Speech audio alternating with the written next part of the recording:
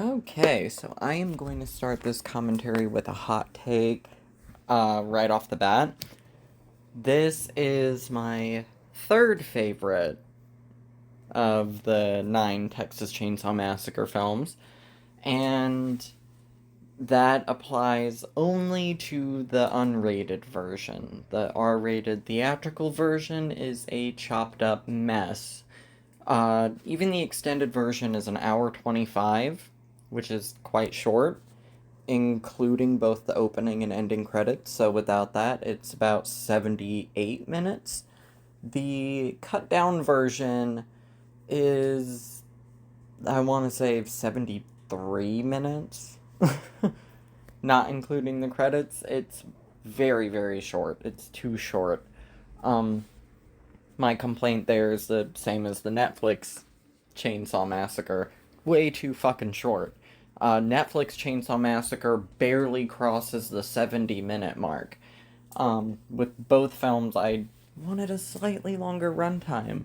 It's not that I don't like them, it's that I just want more of them, which means I do like them, for the most part. Both of them are in my top 5, though. The versions of them that we have. Texas Chainsaw 3, third place is as good as it would probably ever get with that one, because the original and the beginning kind of blow it away. But yeah, if you're gonna watch along with me, sync up your copy to 0 hours, 0 minutes, 0 seconds, and press play now. This is the first of 3 Texas Chainsaw Massacres released by New Line, and it was initially meant to sort of jumpstart the franchise again. The second film, it was fairly successful, but didn't really start a string of sequels immediately like some of the other franchises did, like Nightmare on Elm Street and Halloween, Friday the 13th, all of which were kind of big by this point in the 80s. It took a while to, really get Texas Chainsaw Massacre to become a franchise. It didn't get its third film until 15 years after the first one, whereas by this point, there had been 8 Friday the 13th and 5 Nightmare on Elm Streets, and we were about to get we had just gotten our 5th Halloween. So New Line kind of wanted to, rev things up a bit and have Leatherface become their new big icon, and the poor performance of this kind of killed that. And New Line would not release another Texas Chainsaw Massacre for 13 years. 13 years and 9 months. When they would release the remake, which really, really kickstarted the franchise. We've gotten 5 films, including the remake, onward, as opposed to 3 in the first 29 years of the franchise's existence before the remake. I like that metal claw hand. And I just realized I talked over the entire narration, my bad. The W.E. Sawyer thing is a little inconsistent. And really, this film is where different timelines start happening.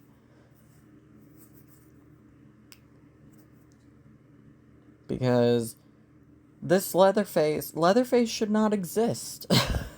he should not, it should be done, because at the end of the second film, which I'm hoping you've seen this if you're listening to this, and that you've seen the second film if you're listening to this. If not, turn this off, go watch them.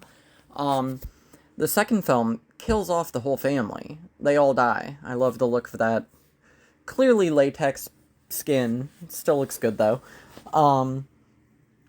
Yeah, the entire family died at the end of the second one. And I feel like that might have been part of what caused there to be a 3-year, almost 4-year gap between 2 and 3. It's like, well, how are we going to make this a franchise? Well, they ignore the second one without really ignoring it. And there's one bit coming up here that kind of, it weirdly fucks up the timeline a little bit, and it makes it not make sense. I love that there's a sliding door right there. Nice callback to the original. And we got a sledgehammer kill in the first minute or so. David J. Scow, he's a splatterpunk author, which is a term that he came up with himself, apparently. And the book of his I've read, and I need to read a lot more from him, but I can vouch for him on the kill riff alone. That is a great fucking book. He wrote this. But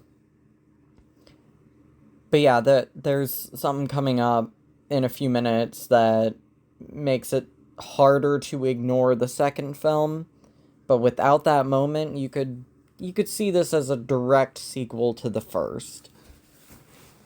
As opposed to, like, I see there as being a bunch of different timelines. I don't see 1, 2, 3, 4 as being a continuous timeline. That's hard to do. Almost impossible. Instead, Texas Chainsaw Massacre is a franchise of many timelines. We have 1, 2, 1, 3, 1, and then Next Generation. And then we have the remake and the beginning as their own continuity, and that's the cleanest continuity, which is funny because it's the one that doesn't involve the original in any way. And then we have 1, and then the Netflix Chainsaw Massacre from 2022. I love that. You have to spend the night with a bunch of dead people.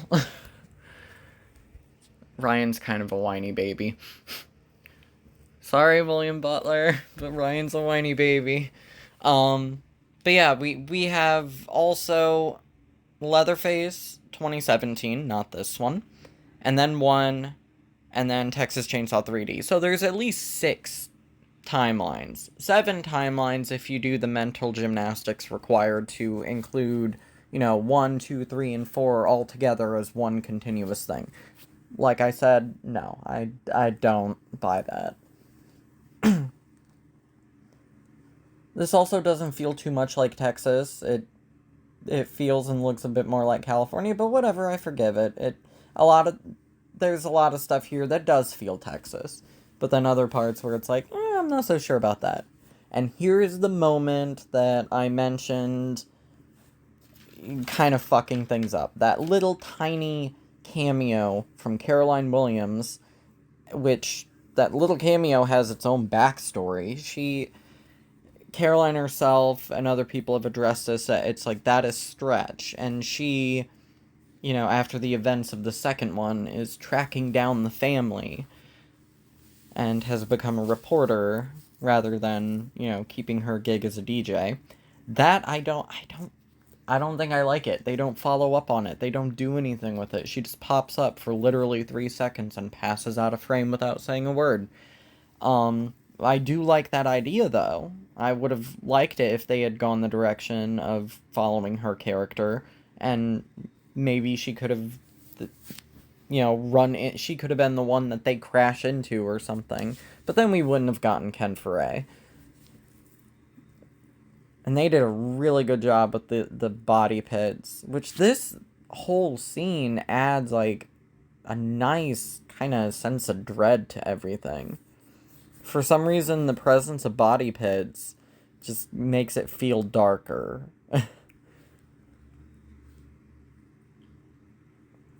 Probably because so many actual serial killers have, had dumping grounds. This makes it feel a little bit more like an actual serial / spree / whatever killing.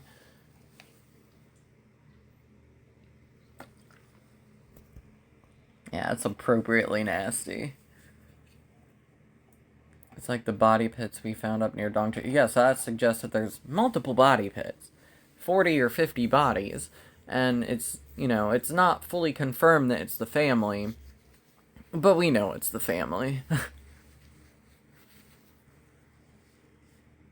It's a nice way of making it kind of larger in scale. And I like that, where it's like they said 40 or 50, and then it cuts to the news guy seconds later sort of exaggerating the number to 60 or 70, because 40 or 50 is not bad enough.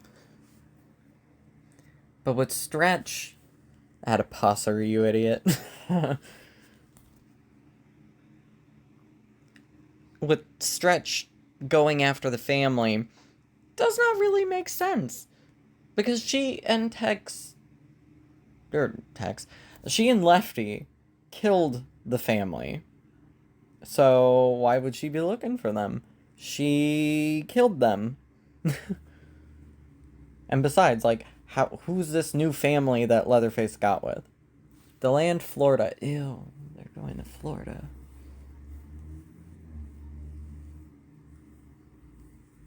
Kind of like this cop here. He should have, I don't know, maybe he could have come into play, even if he was just ended up being an extra body.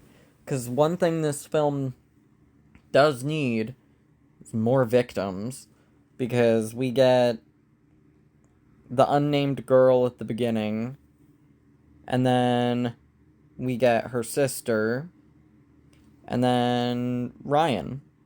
Those are the only 3 good guy characters who die. And there's only 5 altogether, including the girl that died, a few minutes ago with the hammer to the face. So, like, this really doesn't have enough victims.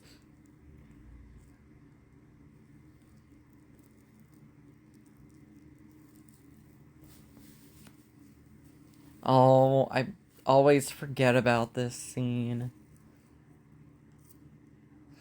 Ryan's a whiny bitch, but he's really cute. Poor Armadillo. Why'd they have to do that? It's a nice callback to the original, though. Because the original opened with, the dead armadillo in the road. Not a cat, not a dog, armadillo. Oh, the poor thing. Oh, the ears. Oh, and it looks like he has part of the car stuck in him. That poor thing. I'm sensitive when it comes to animals dying in movies. I'm sorry, y'all.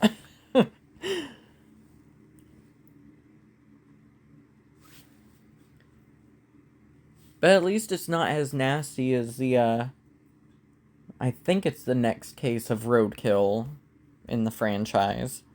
The cow in Texas Chainsaw Massacre, the beginning. The exploding cow.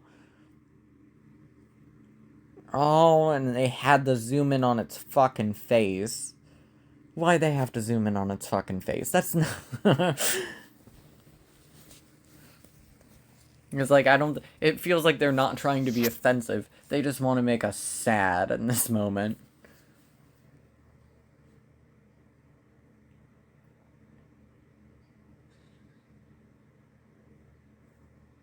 That's a nice cut.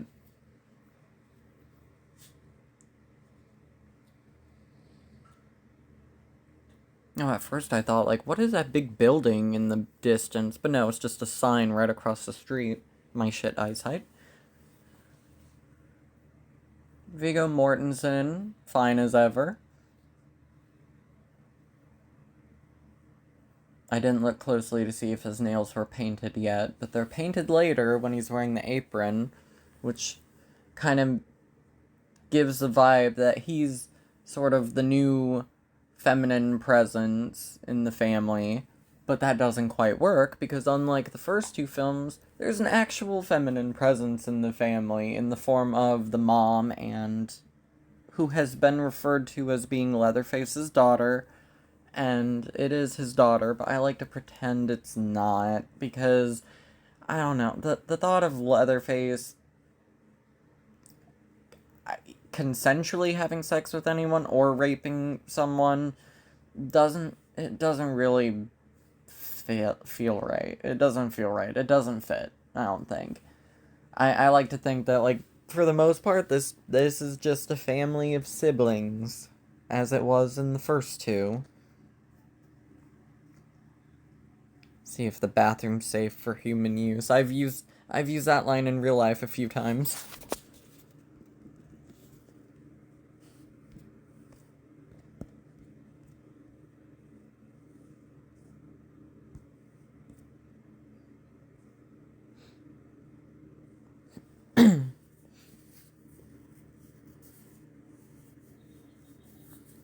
What the fuck is that thing? What is that?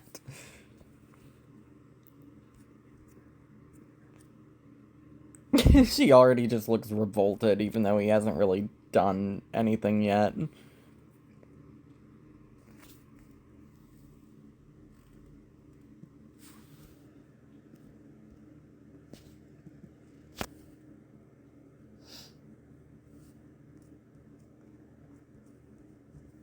I like him popping up with the camera, even though it doesn't really have anything to do with anything. Unlike, the original. Like, the original spent a few minutes on that, and it's the thing that kind of leads to the hitchhiker snapping, and it propels things forward. With this, it felt very fan servicey. I don't consider it a point to be taken from the film, but it's like, I wish that they would have had more of that. Maybe have him come into the house briefly and take a second picture while she's tied up in the kitchen. That would have been great. That would have been payoff of that moment. And speaking of payoffs of moments, I love that with the armadillo scene, it's not a pointless scene. God, he looks good there. It's not a pointless scene. It kind of propels her forward a little bit. It shows, like, she's not wanting to kill anything, and she's kind of innocent and all that. And then later, sorry little guy gets paid off with her hitting Leatherface with the rock. Oh yeah, I would melt if a guy that looks like that said that to me. Like, if I was the last thing I saw before I died, I'd die a happy man.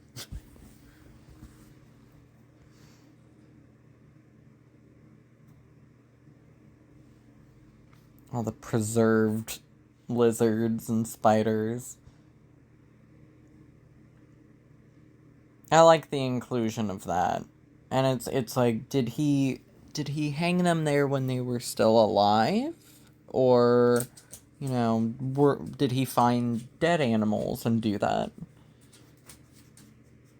I like to think he did it when they were alive, just because it makes Alfredo even more of a fucked up person than he already is.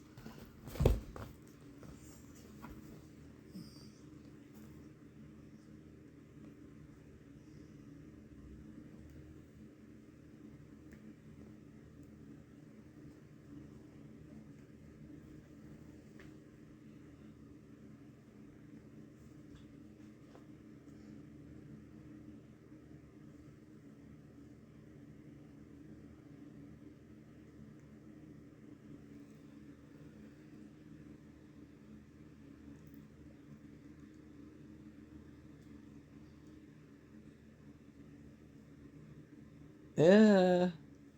Beef. See, I want to read that beef sign, but I can't quite make out the text. And I like that when you're hot, you're hot.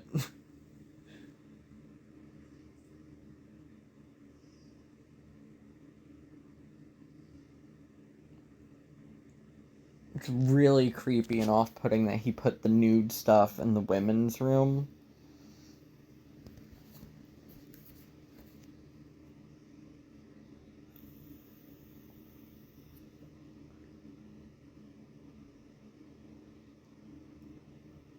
Alfredo's one of the more interesting and gross and uncomfortable family members probably in the entire series, so it's kind of a shame that he doesn't really get that much to do.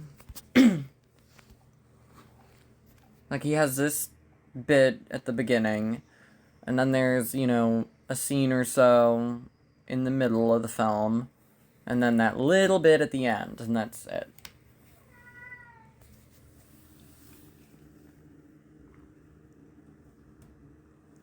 Don't mind that, that's just my cat.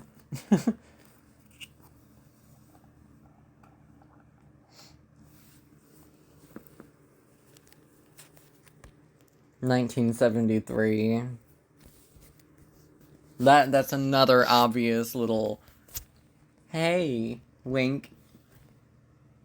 When did the original take place? 1973, wink.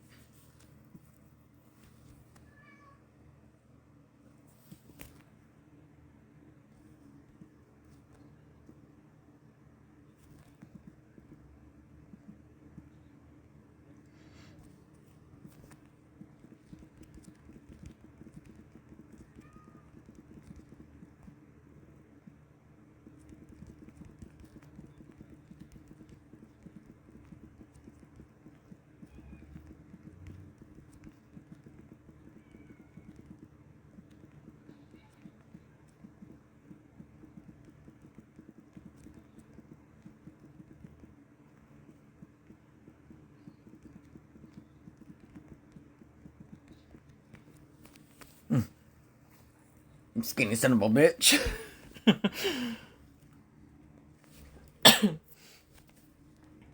I love that delivery of why don't you just shut up, stupid.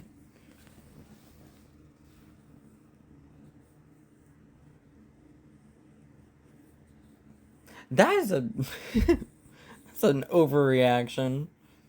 A very Texan overreaction. But as it turns out, this is all staged. Like, this is just part of their whole thing.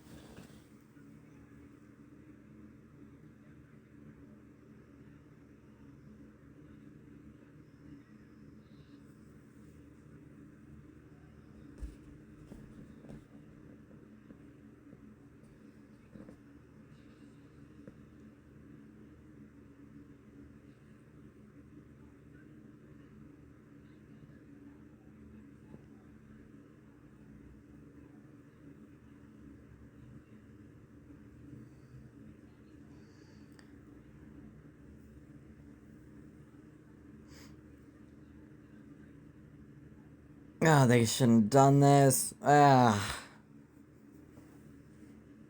Wrong turn before wrong turn existed.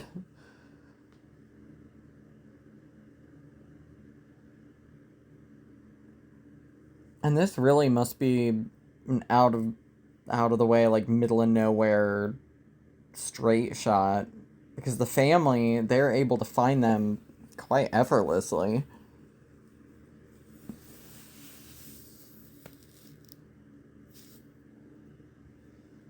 Big old truck. And I like that the truck has that little... The truck has a skin mask.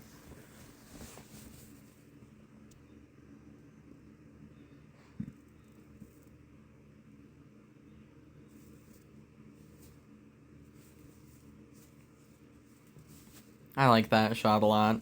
Kind of reminds me of a very similar shot around the midway point of Friday the 13th Part 2.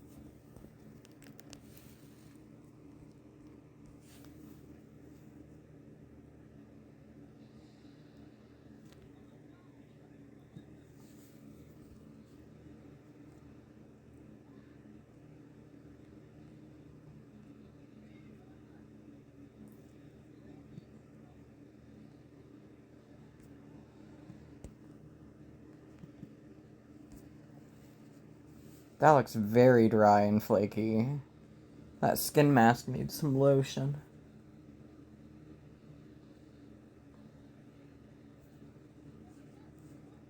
Not as dry looking as Leatherface himself.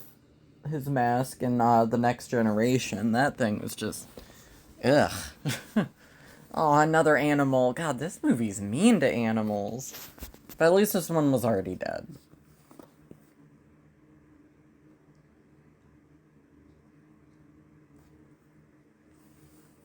And there's Roadkill all over Texas line earlier. That gets some good payoff. Like, this does a really good job of setting things up that they pay off later on.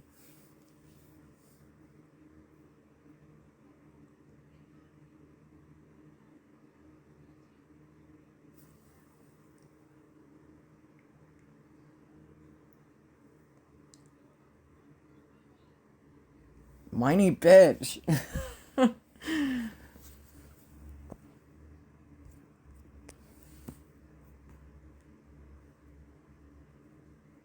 And I like how in this situation, like this scene, they're basically the that one's got metal in an ear too, just like the armadillo had.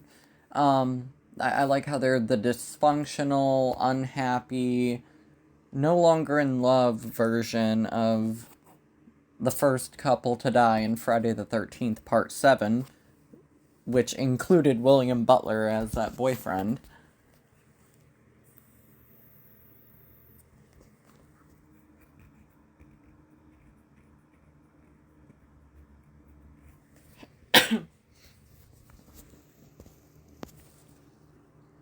Oh, also, Peter Jackson he was considered to direct this along with Tom Savini, but I think both of them turned it down.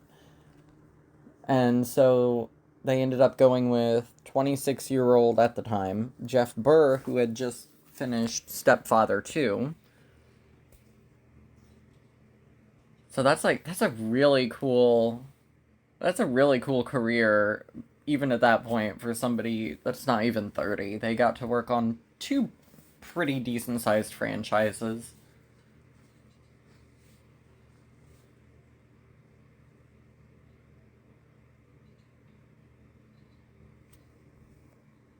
I kind of wish they'd had her be the one to change the tire while he stood around bitching about it and, telling her to hurry. And finally, we have our Leatherface. 25 minutes in.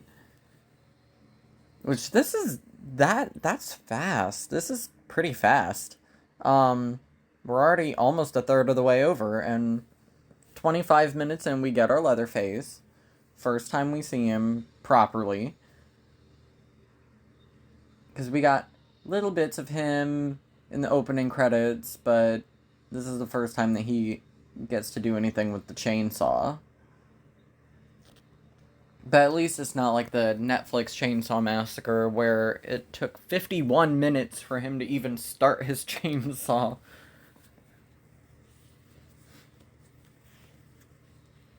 I love that.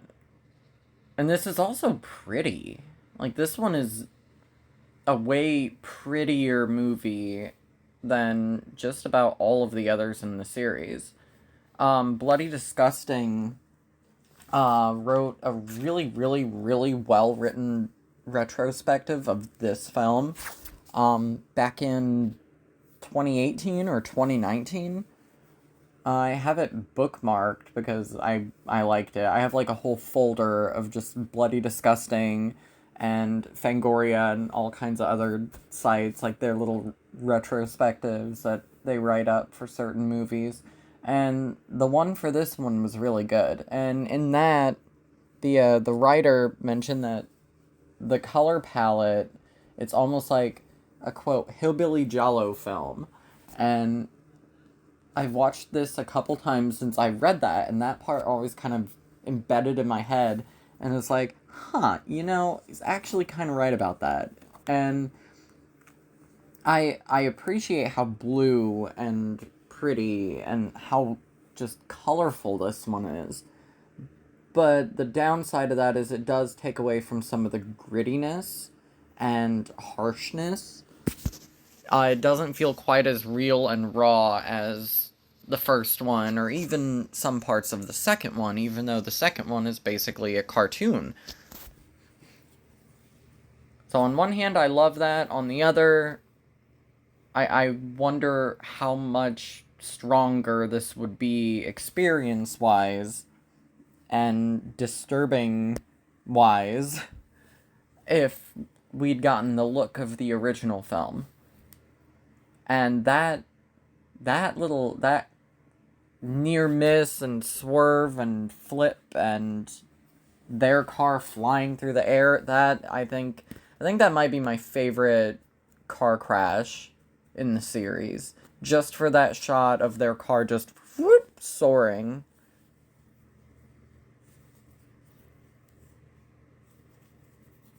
And Ken Foray is phenomenal here. This is still one of my favorite roles of his. Probably my third favorite.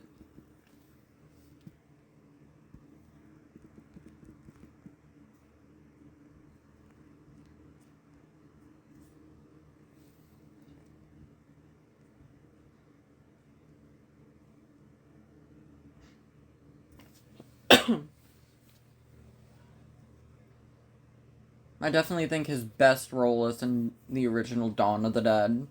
Second favorite would be Charlie and the Devil's Rejects, which The Devil's Rejects happens to be my number one favorite movie of all time. And then Benny. Benny would be number 3.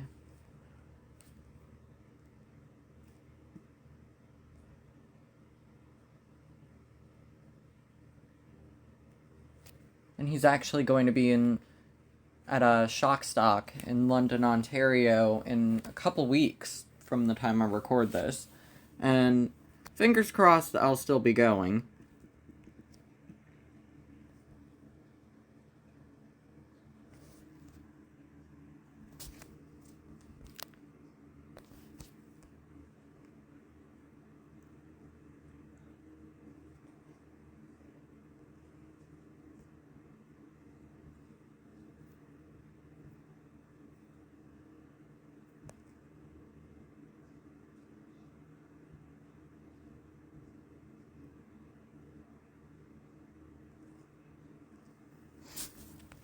Militant lumberjack. I love that line.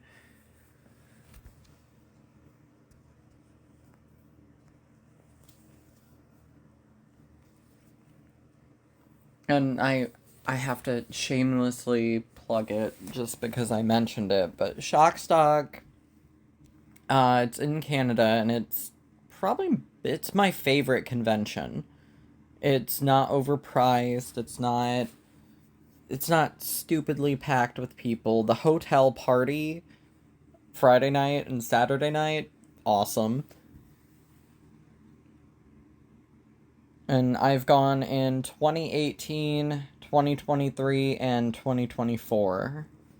So I'm trying to keep the streak going. But this year, Ken Frey, William Forsythe, Brett Wagner, Patty Mullen, James Lorenz, Michelle Bauer, Brink Stevens, a whole bunch of people.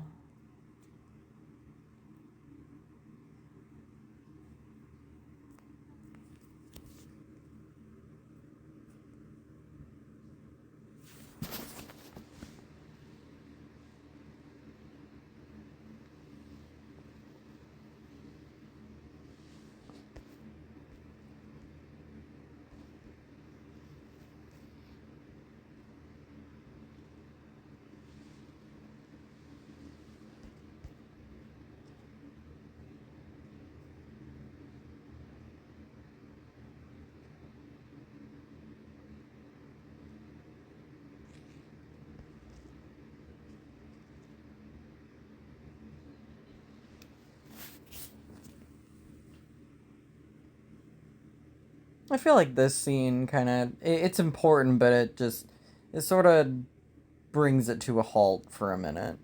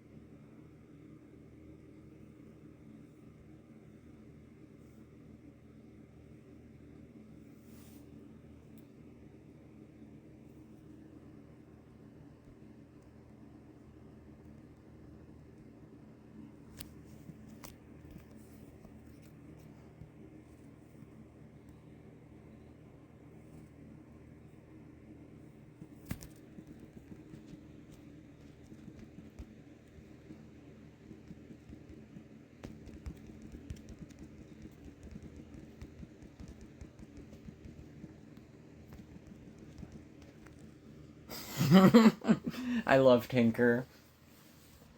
I wish I could say that I named my cat Tinker after this character, but my partner, she's his cat, and he had already named her.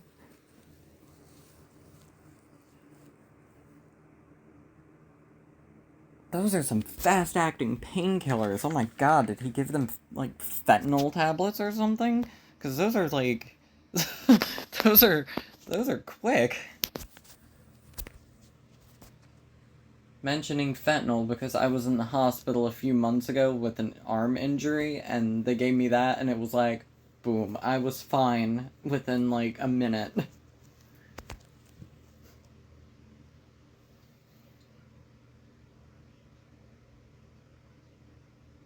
almost seems like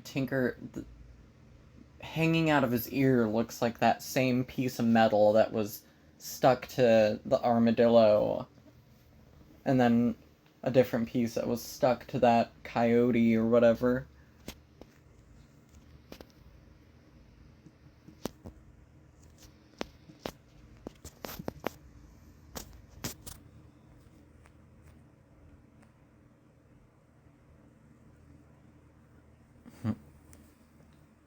He knows. I like that he has like a hook for a hand. But the film doesn't really address where the fuck these people came from. Because this is clearly not the family from the first film or the second one. And the second one, it hints at, why there is suddenly a new family member, Chop Top. He had been perhaps stationed in Vietnam during the events of the first film, so he just wasn't around, but he did live there. This one, going off of either possible continuity of 1, 2, 3, or just 1, 3, it doesn't really make sense. Like, who are these people? There's like 5 new relatives?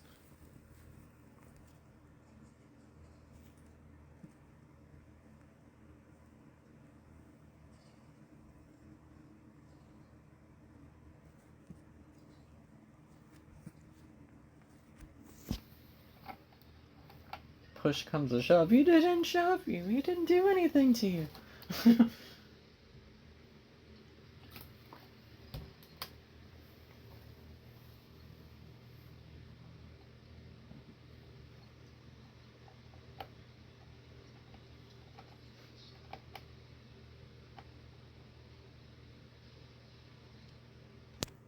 Oh, the comically long rolling down the hill.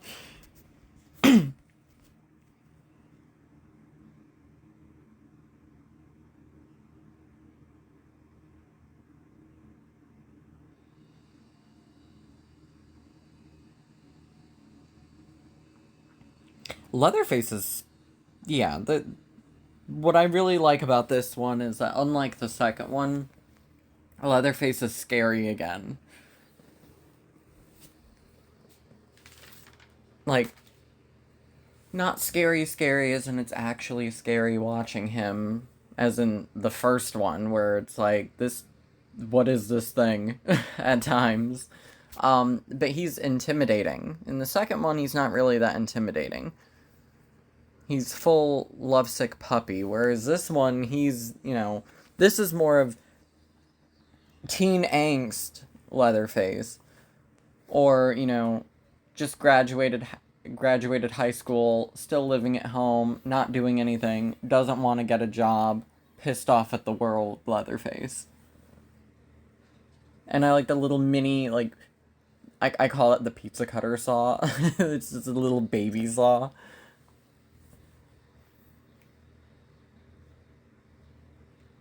And when I first saw this, I was confused. I was like, who the hell is this woman? This random girl in the forest in the trees wearing Mrs. Voorhees' sweater.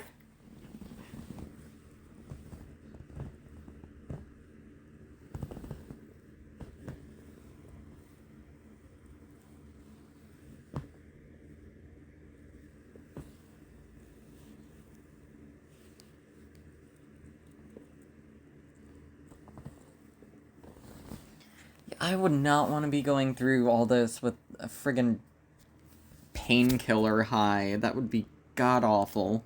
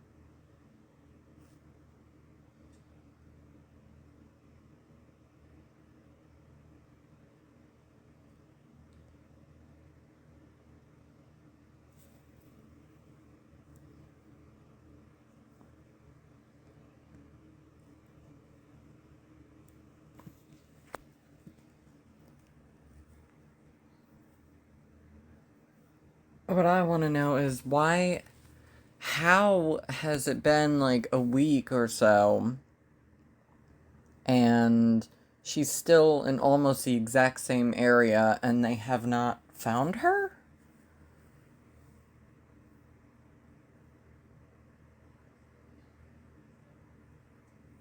The party's still cooking.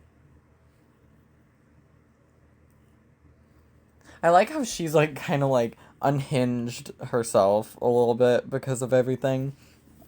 She's almost like not quite as hysterical as Sally from the original by the end of it, but she's a little bit batty. She's she's gone through it. I like that it showed that, she'd been, you know, nailed down by her hands.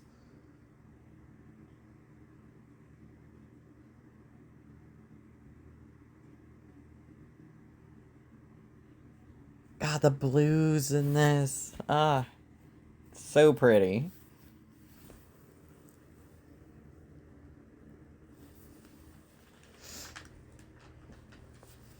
And that right there gives away, to anyone paying close attention, that Tex is not on the up and up. He's one of them.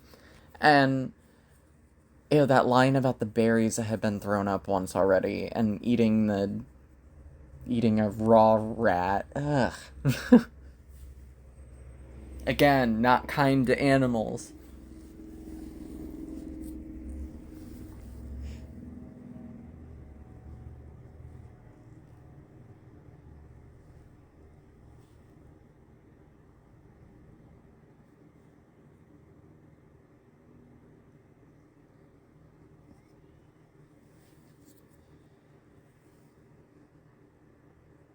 I love the knee brace that he's wearing, too. That's a really good touch. Clearly, this film doesn't stand alone in any way, because he's wearing that brace, apparently because of the injury that he sustained at the end of the first film, when he fell after getting the wrench to the face, and he accidentally cut his leg above the knee with the chainsaw.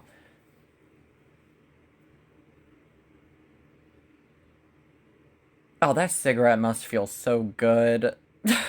I like how she says that so matter-of-factly. They'll be dead soon. See, I wish that she had gone with him.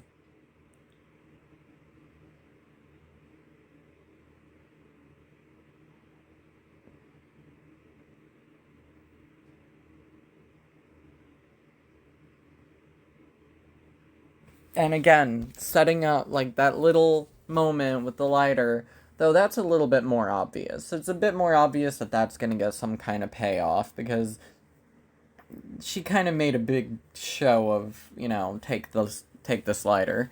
So it's obvious, like, yeah, that he's going to do something with that lighter later. Bubbly, nasty swamp.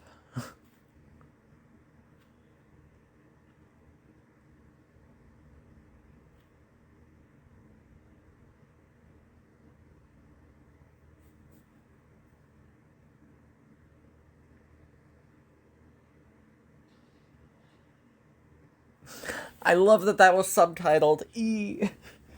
But yeah, that cigarette must have felt so good. Because I used to smoke. I'm no longer a smoker. I just vape now, which is just as bad. So, PSA, if you don't smoke or vape, don't do either. But yeah, when I smoked, I had gone several times a week or so after surgeries or whatever without a cigarette. And that first cigarette after, oh.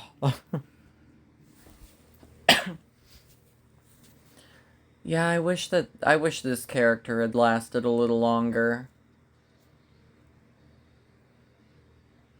She should have gone with him. The movie would have went in a completely different route probably, and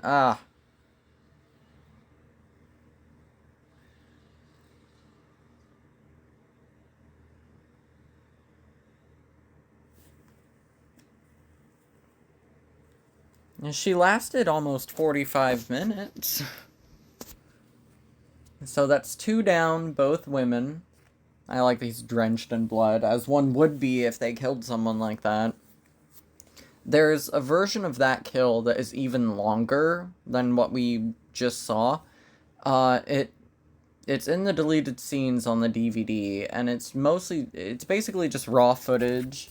I think that some of the sound is dubbed, but it's rough. It's like 15-20 seconds longer than what we saw, and it lingers on her, like on her face, and she's just getting increasingly just doused in her own blood. And the thing that sticks out to me about that is that her scream and like noises that she's making and her moans as she's dying has like a lot of vibration to it, as would be the case in real life if someone's getting killed in that way. Like there's like a lot of to it, and it felt yeah. Oh, Bear Trap. This would suck on so many levels.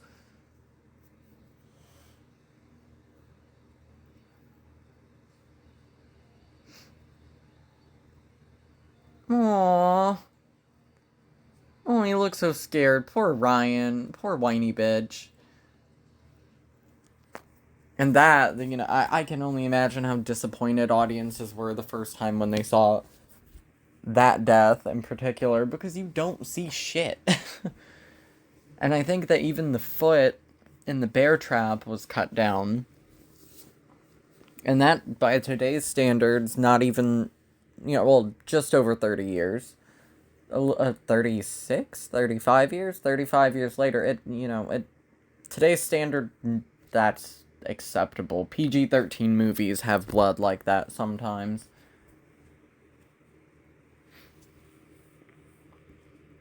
But the battle between this and the MPAA was even gnarlier than what Friday the 13th Part 7 faced, and that's one of the most, like, notorious, you know, MPAA versus horror cases.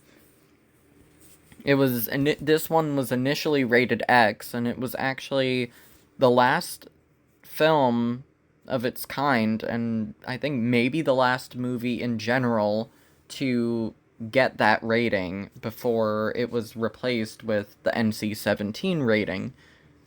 And something like 7 minutes was cut from the film, and about 4, maybe 5 minutes of that has been restored in this unrated version, but there's still like a good 2 minutes that's just not in here, at least. That's only going into what's on the DVD.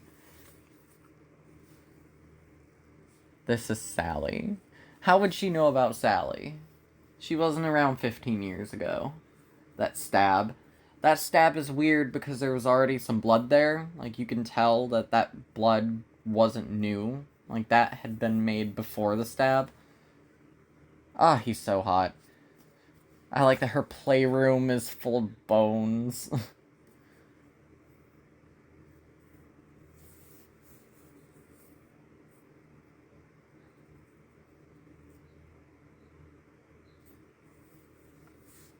That's one of my favorite lines. They just keep getting dumber and dumber because, yeah, they really do. They really, really do.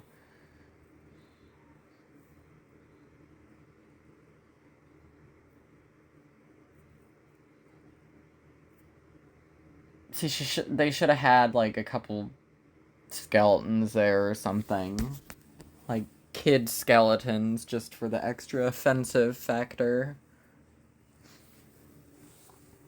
Having a tea party with her friends, but God, that whole scene probably would have been shaved out of this if the filmmakers had had the audacity to have child skeletons there. It's bad enough that she's holding what looks like a baby's skeleton. And this was already rejected by the British Board of Films classification when it was submitted for a theatrical release. And then, years later, well over a decade later, it was accepted, it was given a home video release, but it was still the trimmed down version. And even in 2004 or so, I think it was, it still got an 18. And it's like, come on. This is not that fucked up. It's not that nasty. They might as well have just completely pushed the boundaries to Cannibal Holocaust level if, you know, they were gonna get treated like that anyway.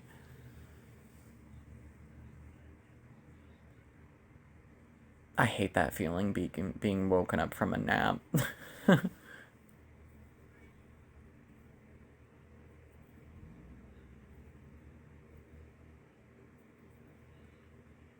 In comparison, this is a pretty nice house. I actually really like this house. I would live in this house, minus the bones and the blood and the, sledgehammer drainage thing that's set up in the kitchen.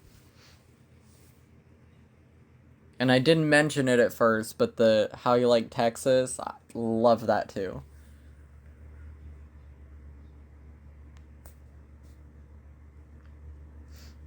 It's interesting that the only two people, and this makes total sense, the only two people who she really, really pleads with and, assumes maybe they'll help me, maybe they'll stop this, are the two female members of the family. But they're also, at a glance, the two most approachable people in the family. I like this setup. And see, we don't even see it go in. We don't see it go in, even in the unrated version. And what the fuck is she eating?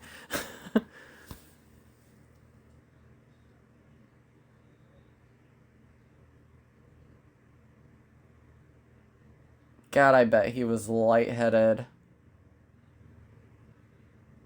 I actually have William on my Facebook. I'll have to ask him, like, how... I'm sure people have asked him, he might be annoyed, but, like, I want to be like, how long did you have to hang upside down? At a time? Oh, here come the paint and nails! So sexy.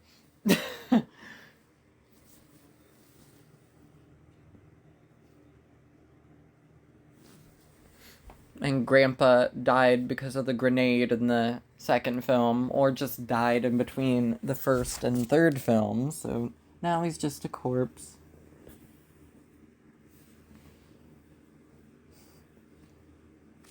I know so many people, I have known so many people like Tinker, just obsessed with new technology, and he just finds it all so fascinating. But given how, closed off from the world this family is, a lot of the stuff that he sees as, like, new and bright and shiny may have been, and probably are, things that have been around for 10, 15 years or longer at this point. And I like that there's hints of queerness. There's some little hints of queerness. Not necessarily between these two. Though I like how sweet some of their interactions are. They're brothers. I don't think they're a couple. But, there's, like, that little thing that applies today of the, don't call me by that name. I've told you. One could apply that to... I love that upside down shot from Ryan's point of view. You could apply that to today with, preferred names, preferred pronouns, and everything, which has always been a thing. Trans people have always been around and have always been part of our society. Being trans, pronouns, preferred names, the concept of dead naming someone, that none of that is new. By any means. At all. None. So there's, like, a flicker of that here. I don't think it was their intent, but it sort of adds to the potential queerness of Tex, and I really dig that. Even though it's not explicit.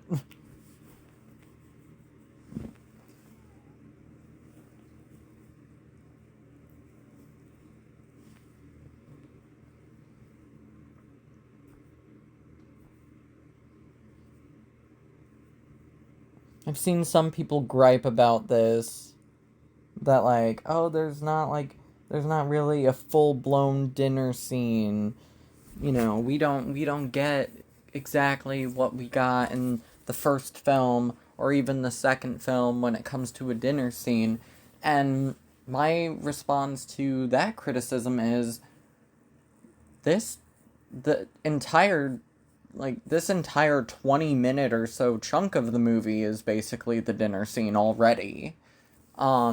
We've over the course of about 15 minutes, we covered the ground that was covered from minute 35 to minute 60 of the original. The dinner scene didn't start until like 70 minutes in. It goes on less than 10 minutes. She's in that spot the whole time. She's in that spot for about 15-20 minutes. That is basically the dinner scene. They're in the kitchen. They're by the table. We're getting our dinner scene. It's just broken up by stuff like this. There's Alfredo's slimy self again.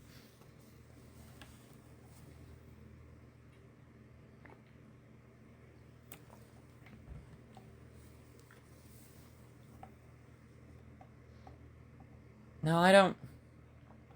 Is this supposed to be the head of the one that he just killed, or is this someone else's head? Because it doesn't look like her head.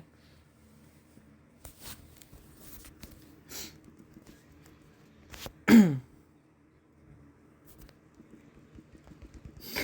that's so stupid, but so fucking funny. Poop below. Now you're gonna go down below.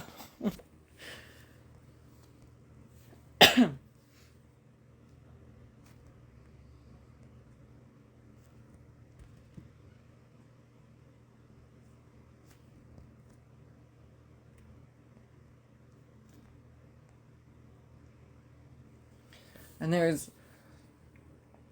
there's a crediting issue in this film involving the woman who we just killed. I think her name is Sarah or Gina or something like that. Gina might be the sister, I don't know. But there is an issue with that where on the back of the DVD case, I think on the back of the VHS case, and in the credits, different sources of, the credits of this movie, and I believe in the end scroll, Tony Hudson, the woman who played Sarah, is credited as Tom Hudson. And I'm like, why? Why is that? How'd that mistake happen? It was almost cute, Leatherface trying to, Leatherface is just introducing her to his favorite band. That's all that is.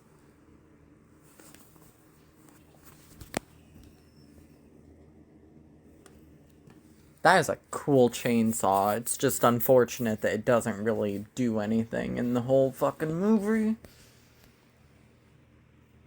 I wish that this had been the chainsaw that he had the entire movie. I would love this movie way more if he'd had this the entire time, because it's so cool. It's unnecessary, but it's cool. And sometimes that's all something has to be, is just cool.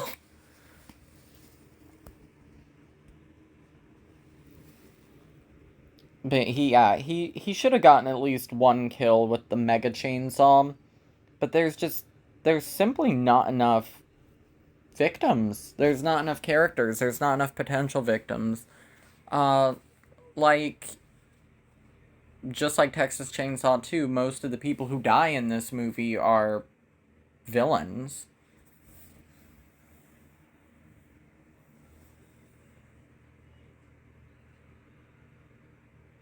Oh yeah, he's in full angry older teenager mode, and that look of just the like, boys. Aww.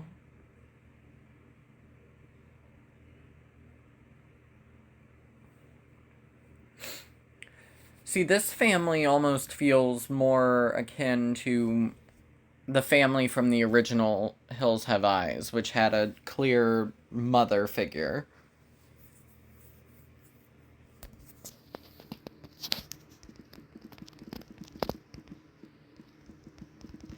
Which is something the original Hills Have Eyes had, but the remake did not really have that. We just got that one bald woman who we see for like one scene. She has such a sweet look to her. Yeah, she's one of my favorite horror moms. Who's been dinging around this thing?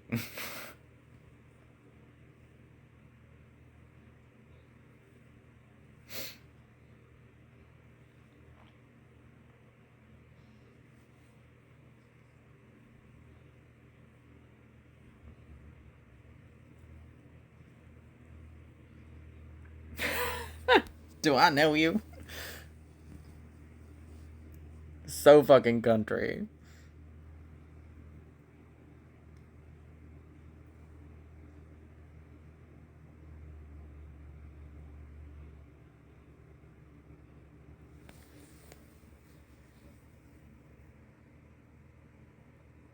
And for a production that had as many issues as it had, even during filming and before filming, I feel like this one it's smoother than it has any right to be. Like, it could have been a disaster, but it's not a disaster at all. It was just unfairly sliced apart after production, but they had a lot of issues. They had some crew members that quit or dropped out for other reasons. Um there were wildfires at the time that impacted the filming, and that, it made some potential filming locations unavailable, and so they had to work around that and presumably find other places to shoot the same things. Oh, those teeth. Ugh. Oh no, he's self-conscious.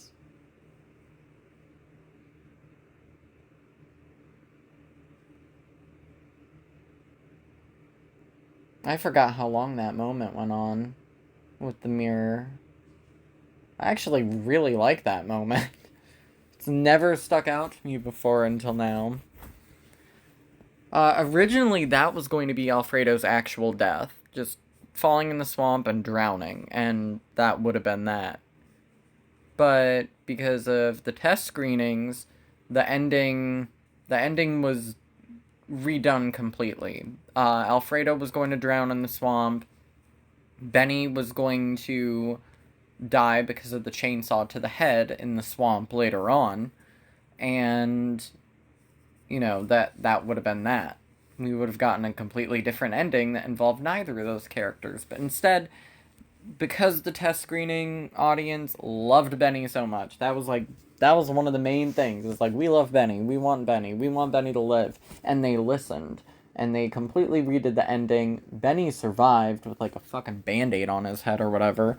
And as much as I love Benny, I don't buy it. I don't like it. It took away the one kill Leatherface would have had with the mega chainsaw. And it made the body count slightly smaller, and this already has a small body count. We're over an hour in and only 2 people have died. The FOOD. I haven't mentioned it, but the alphabet soup is great.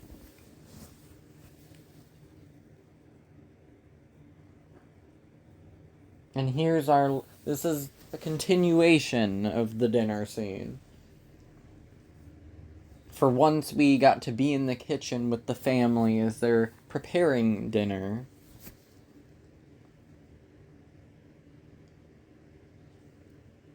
The apron. Ah, sexy.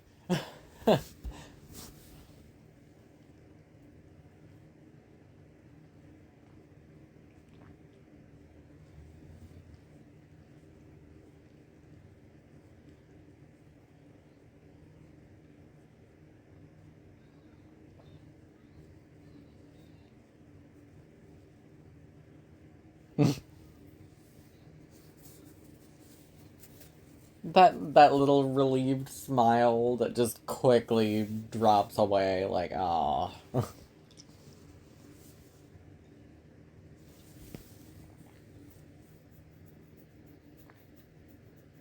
And she's about to get her first real kill. And yeah, see, I like to think that she's his daughter. That makes more sense to me. Um,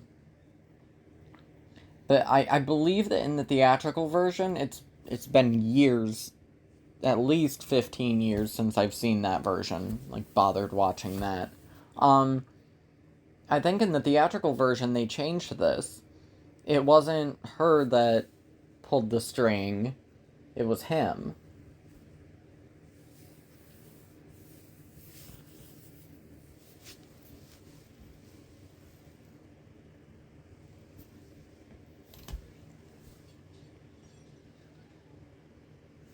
I don't mind that not being shown just because the editing there was so choppy and so good. Like that was good editing. Like it was in a way that it felt like we saw it even though we didn't.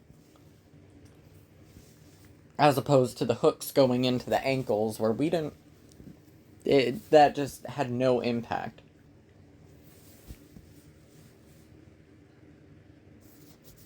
California.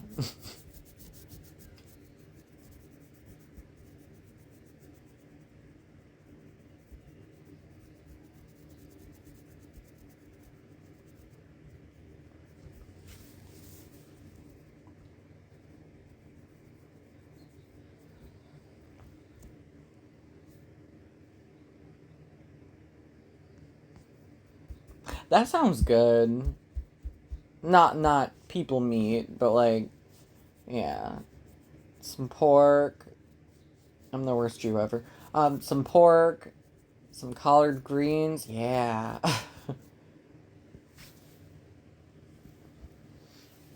Oh yeah, this line does confirm that the little girl's his daughter. I don't like that. I don't like that Leatherface is a rapist here.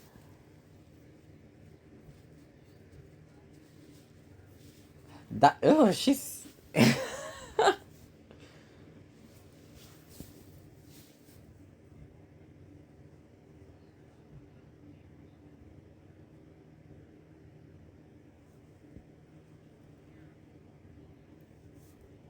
why is she talking about like she like she gave herself like a hysterectomy or something and castrated him? Oh my goodness. I'm gonna make you pretty.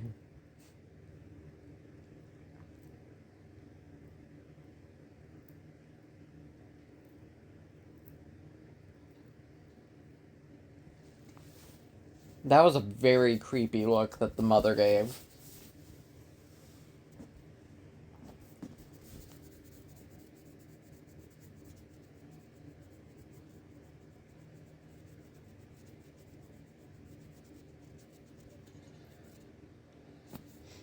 This is one of the bigger families. Seven family members, including the dead grandpa, which I like too. Um, that's a lot. That's a lot for one of these. I think the only bigger family is in the 2003 remake. There's like 7 or 8, including the trailer women and the baby, which had been adopted as part of the family, but isn't actually part of it. Okay, that shot was bad. K and B did a phenomenal job with the effects in this, but those fingers, nah.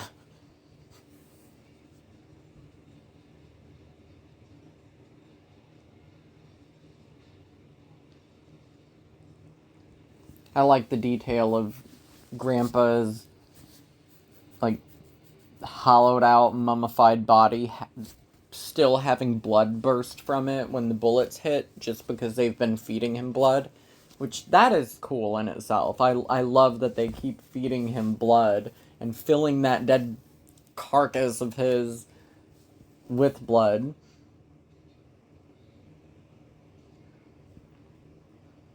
But they don't call it Slurpy Booty like they did in the second film.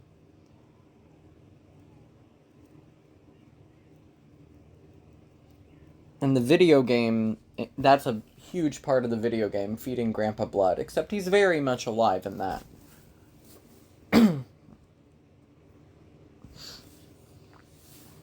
I love the lights.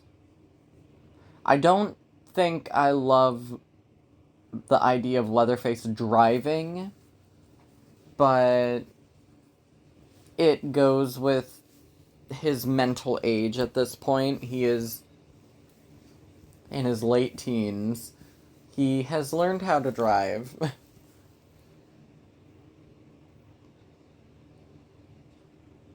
As most people do in their late teens. And it's so crazy that, like, we just hit the 1 hour and 10 minute mark, and we're already at the very end. Like, there's less than 10 minutes of this left.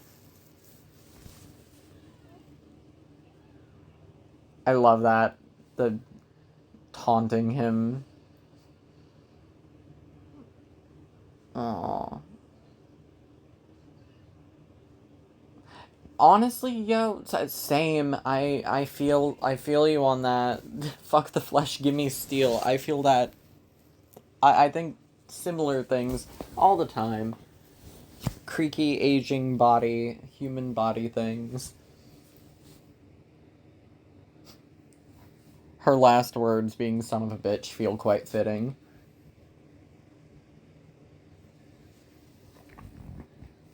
And see, they could have boosted the runtime a little bit by giving her more of a chase scene. And so the mother died, so that's 4 dead characters now. I'm trying to think who else dies. I think there's only 2 more. I think only like 2 more die, because I don't believe Tinker is dead. Tinker is not dead. I know some people count him as being one of the dead, but no, he did not sustain a fatal gunshot wound. He got shot in the ear and he got shot in the hand. That's not going to kill you, as we've, seen demonstrated by the current president of the United States.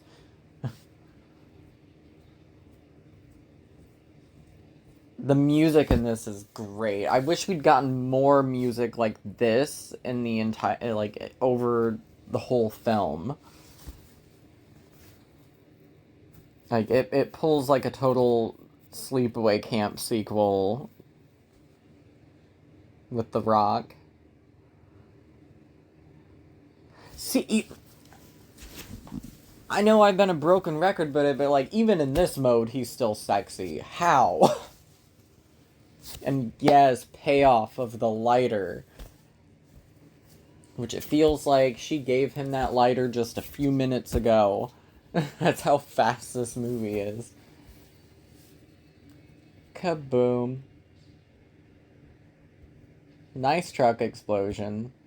Totally not necessary for a film like this, but whatever. And unfortunately, we're about done. Like, there's only like this one quick scene. And I don't believe that he pops up again in this version. And of course, she happened to step in that exact area where the Friday the 13th Part 2 Scott-esque trap was. How convenient. And it just so happened to hit the... Yeah, I don't like that. That's a little too convenient. And inconvenient. Conveniently inconvenient and then just plain convenient. Mega Chainsaw is so cool. It's a big ass saw, not quite as big as the one that appeared in 2 of the Hatchet sequels, but it's big.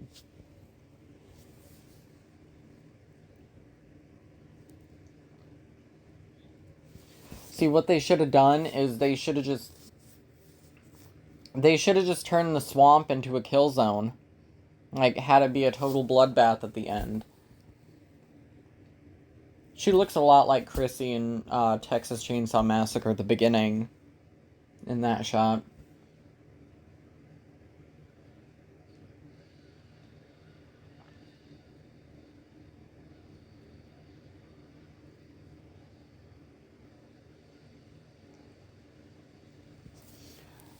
Would this still be running? Would the chainsaw still be running in the water like this? Because I don't know about that.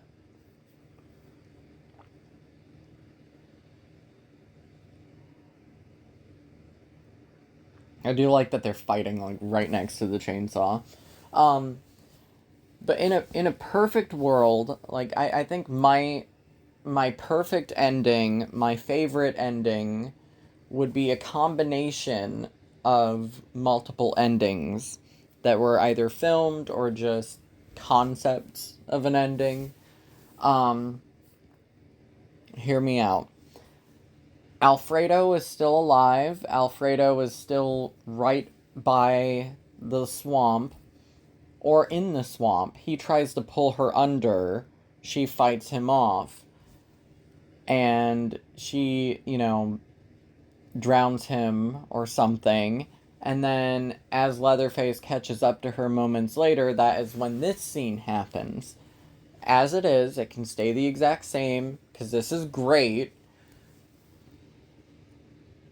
And I like how she's kind of watching a wrestling match, like, the moment of, like, pounding the ground. Yeah. That could stay the same. Benny dies. His actual death happens in that moment. And then we get this. This could play out the exact same, too. The payoff of the sorry little guy, awesome. I love that. That can stay. And then she kills Leatherface, and then as she's walking away after killing Leatherface, that is when Tex's burned self pops up, and he gets killed with the trap against the tree. So we would have gotten 4 out of 8 kills, in the swamp. That would have been fine. And we would have gotten a body count that was as high as the second film, with 4 good guys and 4 bad guys dying. It would have been an even split. Perfect, works for me. And then we could have gotten the ending with the cop car pulling up, and she thinks that it's a cop, like on this road here, and we see the little girl in the back of the cop car, and Tinker is the one driving. And so pretty much she would be the 9th death, just off screen. And Tinker and the little evil girl would be the last 2 standing. I would have been totally fine with that. That would have been great. Instead, we get this, which is still a cool ending, but given how Benny's fake death played out, I don't buy it. And Leatherface himself's not dead. Leatherface isn't dead. Benny's not dead. This has 5 survivors. That's too many. We get 6 people dying, including the random person at the very beginning, and 5 survivors. Too many.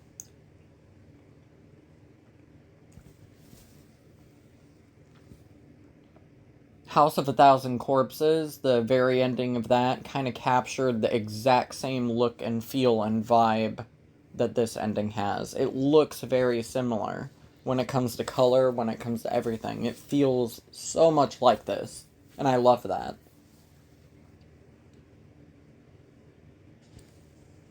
That's a great shot. Still Daddy's card, and you still my card.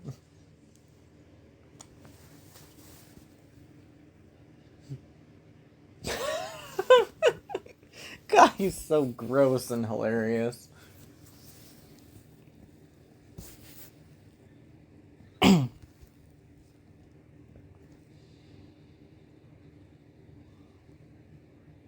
It's funny that the DVD menu itself spoils pretty much this entire scene.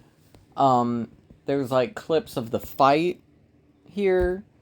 There were clips from the chainsaw fight in the swamp in the DVD menu. And then the entire exchange about, there's roadkill all over Texas. You got that right in the truck in a minute. That is shown automatically if you start playing the movie. They show you the final 30 seconds of the film right before you watch the film. And I always thought that that was a piss poor choice. I did not like that. And it kind of annoyed me when I watched it and I realized that that is what I saw at the very beginning, was the very last scene. And the uncut VHS, I don't think, was released until 1996 or so, like 6 years after the theatrical version was released. So people had to wait 6 years. We're kind of pampered these days. If there's an extended version nowadays, we get it damn near instantly. Hell, sometimes we get it on streaming when the movie's still playing in some theaters. And then the uncut DVD, the one I just kind of complained about, it was released in 2003. I do like that sequel hook. Let's see, what is her name here? Okay, Tom Everett, Tony Hudson. Okay, so the credits got it right. Good. But the back of the DVD says Tom Hudson. Oh, Dwayne Whitaker's in this? Who was he again?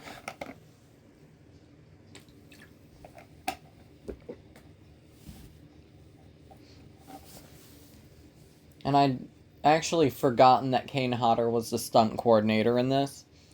That's more that this had in common with Friday the 13th Part 7. The little girl, Jennifer Banco, she was also in Friday the 13th Part 7 as the young version of Tina. And then, of course, Bill Butler, he was Ryan in this, and he was in Friday the 13th Part 7, where he also died, so he's been killed by Jason and Leatherface. And then Kane Hodder, of course, stunt coordinator here, and Jason himself.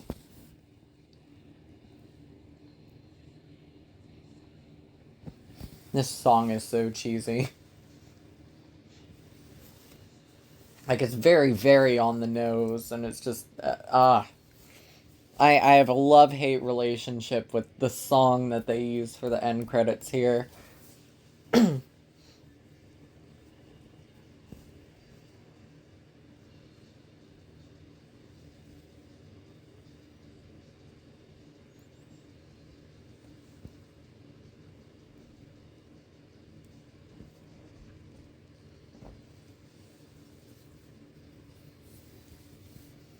Sorry, I got quiet for a second. My cat just climbed in my lap and grabbed my arm to cuddle with me. Foley facilities and re-recorded at the same place. But yeah, the song is cheesy, but not as cheesy as the teaser trailer for this. And I don't even know if this got a full theatrical trailer. And I feel like that might have been part of why it underperformed so dramatically in theaters. Because it only made something like 5.2 or 5.8 million in theaters, which was still a $2 or $3 million profit, but that definitely not what they wanted to make. And up K and B, except here presented NBK.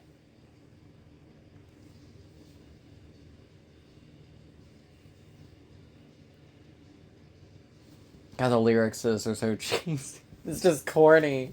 Come across the cosmos, chainsaw running wild.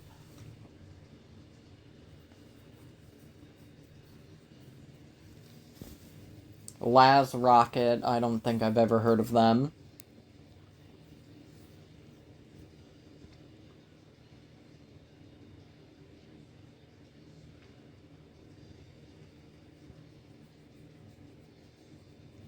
God, were all of these songs actually in the film?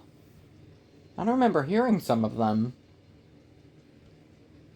Soundtrack album available on Enigma Records, tapes, and compact discs. I would like to own the soundtrack.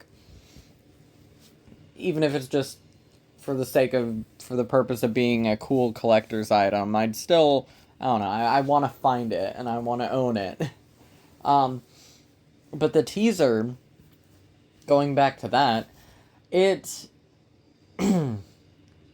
I know people love it, and I understand why they love it, but I've never really been big on that teaser trailer of the chainsaw coming out of the water and being thrown to Leatherface and him catching it and it being a big Lady in the Lake moment.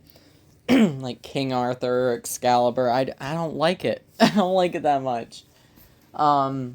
Especially if it turns out that was the only trailer. And I wonder what the TV spots were like, if there were any of those. I'm assuming there had to have been. But yeah, it felt a little too playful. It didn't really feel like that sort of thing would have felt more fitting for Texas Chainsaw Massacre 2.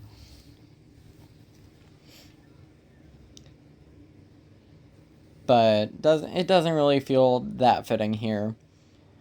And I'm back on the main menu now, and yeah, oh my god. It even shows Tex being lit on fire. It shows Tex being lit on fire. It shows her taunting Leatherface and screaming at him. There's the yakety yak don't talk back moment from the little girl. Which I like that even people who don't like this movie are almost unanimously agree, like, yeah, the little girl is a cool addition to the family. And it's the only time that we've had, like, a little kid be evil in this franchise.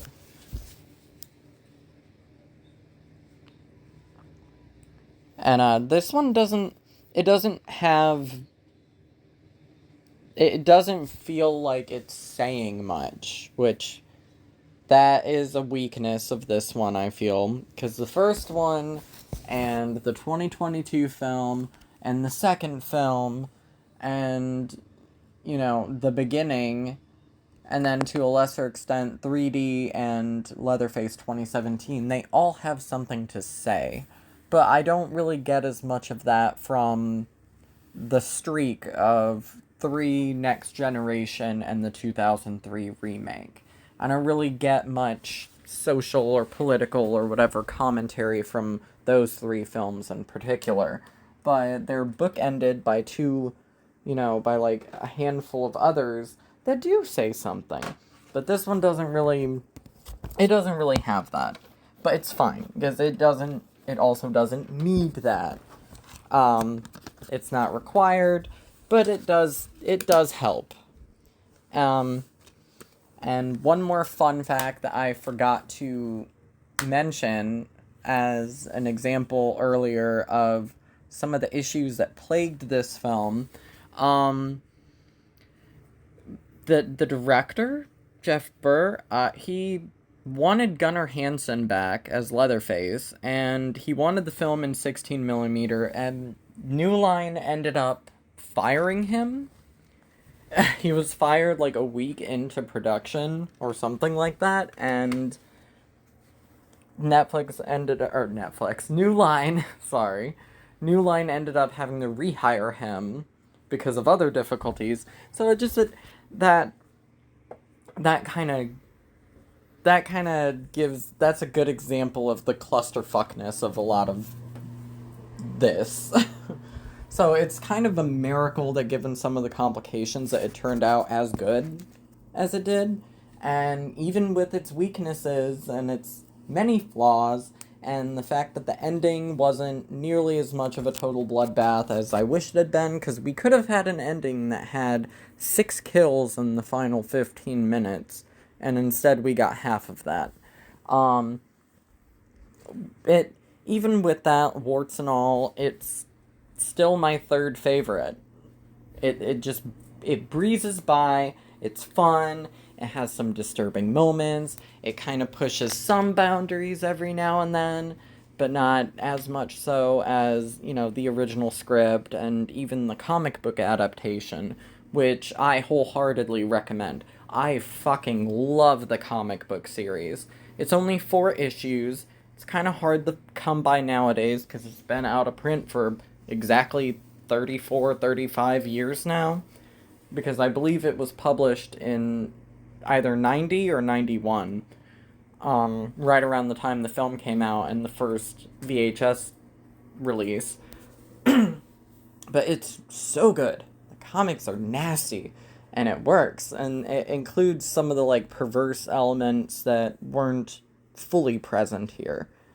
So, fully recommend that. I hope we get a collector's edition 4K release for this. It's the only one... I think it's the only one of the entire series, aside from the Netflix Chainsaw Massacre, that doesn't have any kind of, like, special edition. We don't really have that many cool German-released media books like we do some of the other entries. Turbine is the place to go for media books of 1, 2, and the 2017 Leatherface. Their release is also phenomenal. But this one hasn't really gotten that much love. It hasn't gotten a boutique label release, and I hope that changes. I would love for Vinegar Syndrome or another company to give this the attention it deserves. Because if Next Generation can get a deluxe edition from Scream Factory, Texas Chainsaw 3 can get something from somewhere. And we haven't had new special features or anything for this film in over 20 years at this point. Because I think it was 2018 or so, we finally got a Blu-ray release. But the Blu-ray release, Warner Brothers release, is the exact same as the DVD when it comes to the content. I still just have the DVD. I haven't upgraded to the Blu-ray. But I think I might hold off and just not buy the Blu-ray for this one, because the DVD still looks and sounds great, even though it's 22 years old.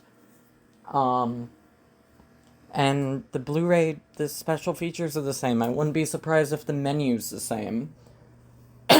But I have rambled long enough, I think. I'm actually starting to lose my voice a little bit because I've been talking so much, because I had quite a bit to say about this movie. So I'm not sure which of the chainsaws I'll be doing one of these for next, since I've covered 3 of my 5 favorites at this point. So I may as well just finish off my top 5 and do a commentary for the 2003 remake and another for the Texas Chainsaw Massacre: The Beginning, which is my second favorite of the franchise, after the 1974 original, which it is kind of sad that it took 32 years to get one that came inches away from being as good as the original, but whatever, it happens. So yeah, thank you for listening to me ramble for 95 minutes about my third favorite Texas Chainsaw. Until next time.